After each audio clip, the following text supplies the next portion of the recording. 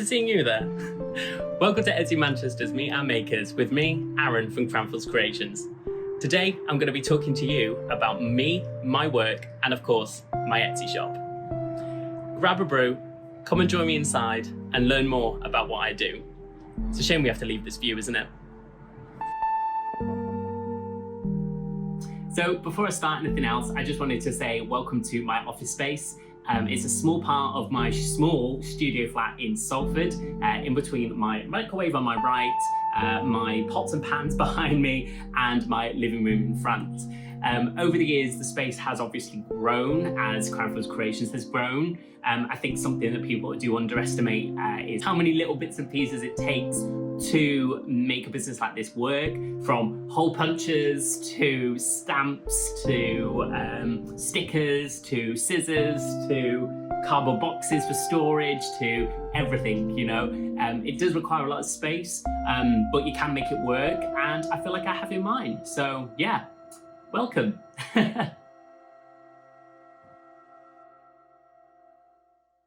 A little bit about Cranfields Creations. I am a very pop culture and cult driven person. I like to think that I take inspiration from the 80s, 90s, and also modern day pop culture.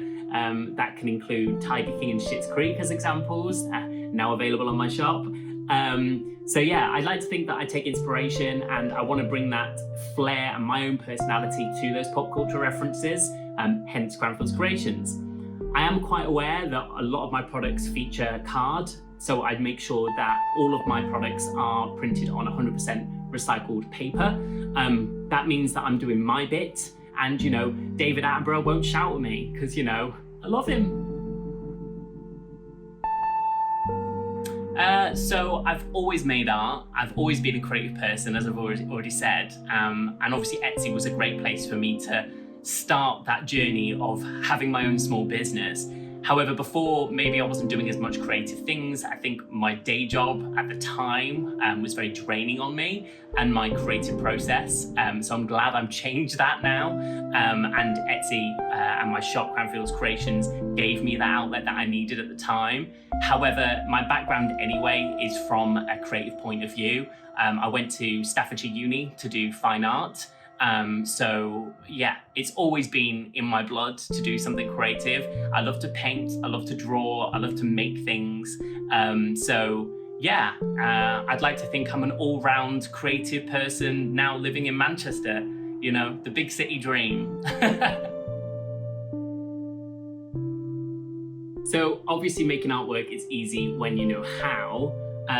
I was very blessed to be able to go to university and obviously learn some amazing creative skills, which have helped both me in Cranfields Creations and, as already said, in my career as well. I think the best thing that I would say to people is find a paper and medium that suits you. I love using watercolor and this type of multimedia paper. It gives a great texture when I scan things in. It also means it holds water and my ink really well from my pens. And as I say, because I use water, I do use watercolors. These are your most basic, cheap watercolors that you can buy. One thing I do want to say to everyone today is that you don't need the best equipment to be able to create really good artwork and really good products. You just need to make sure that you're finding the best thing for you and what you can succeed in. I personally like those kind of watercolors, or these kind of watercolors. And I mean, have you seen the state of my paintbrushes? Because for me it works, and I'm not going to fix something if it hasn't broken. Obviously my style will change and I will improve over time, but I'm not putting pressure on myself to buy something that's really expensive when I don't know that it's going to deliver results. Simple as.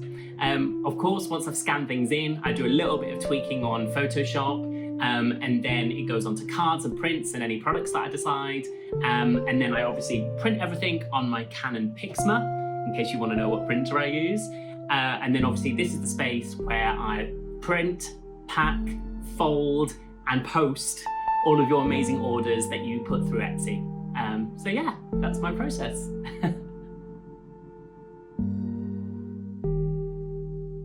As I've said before, I'm quite a pop culture person anyway. You know, I love everything going on around me in the media. I'm on my phone all the time, looking and watching and absorbing all this new stuff that's happening, as well as taking inspiration from the retro as well.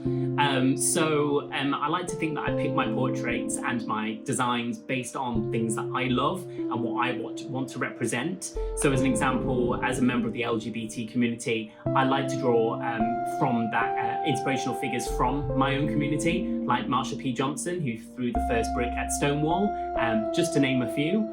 I like to think that I'm creating things that inspire others, but also reflect who I am. I want to be able to make stuff that is fun for me as well. So if it isn't fun for me, then I'm not going to do it.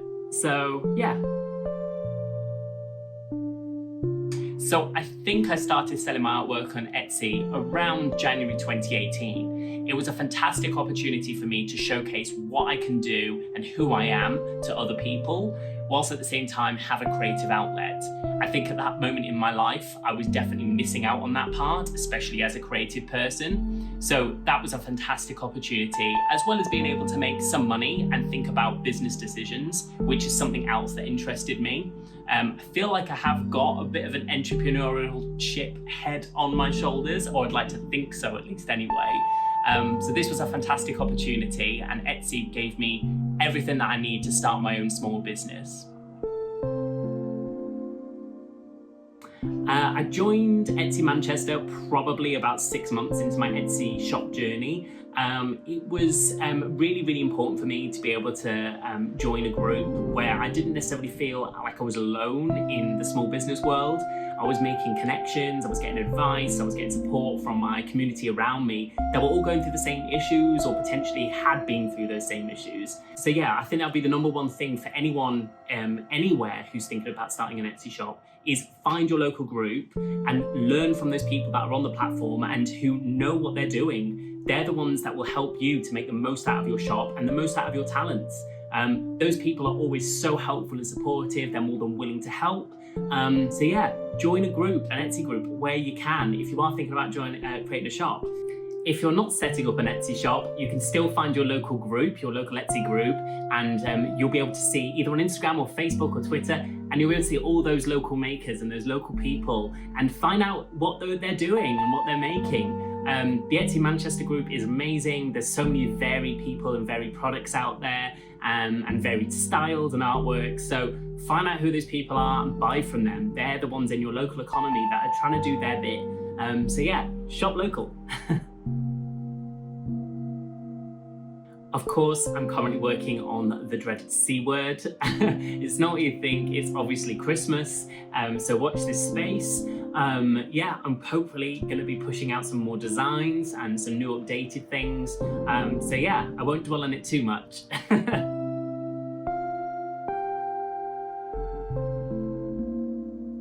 My favourite biscuit to have with a cup of tea, which is normally green, unfortunately, it tastes like grass, lovely, is a custard cream. I know it's a little bit basic, but it's classic, it's easygoing, and it's chill, just like me. I get asked this question quite a lot. I think the only celebrity that has seen one of my designs in the flesh, as it were, is Kathy Burke.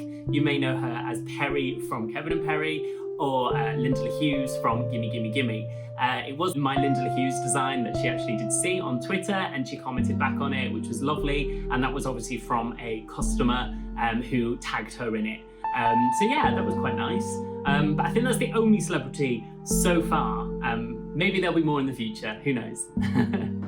Well, I hope you had a chance to have a nice cup of tea and enjoyed learning more about me, my work, and of course, Etsy Manchester. If you'd like to follow me on social media, you can by searching Cranfields Creations on Instagram, Facebook, and of course, Twitter. For now, I hope to see you again, and of course, support your local makers and shops and businesses where you can, especially at the moment. And for now, ciao. I completely forgot to tell you to go subscribe so you can watch other Meet Our Makers videos in the future. Bye.